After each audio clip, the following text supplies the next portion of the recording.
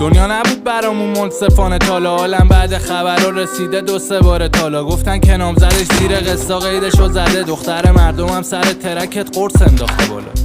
مغازه ها میاد بوی ورشکستگی، جوون 80 جوره در نمیره خستگیش.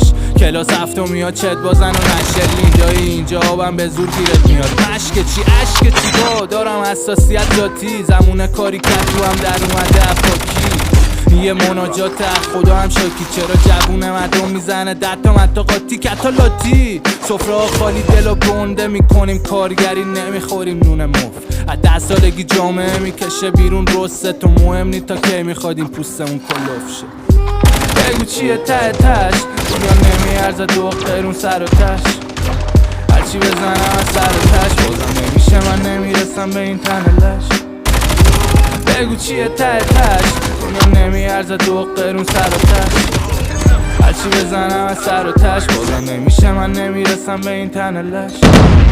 روند تکراریه باز الکل و غم، اول هفته میشه میکنم بازم گل و ترک. لکه قرمز نمیره بیاد تا 409 برف، افسردگی از امیدم زده بازم جلوتر.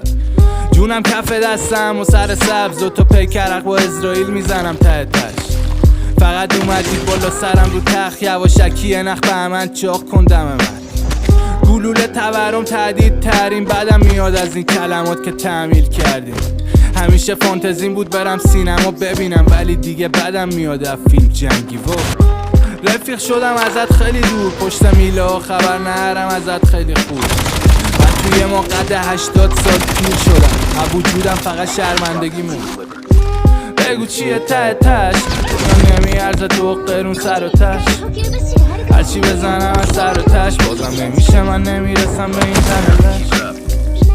بگو چیه ته تش، دنیا نمیارزه 2 قرون سر و تش.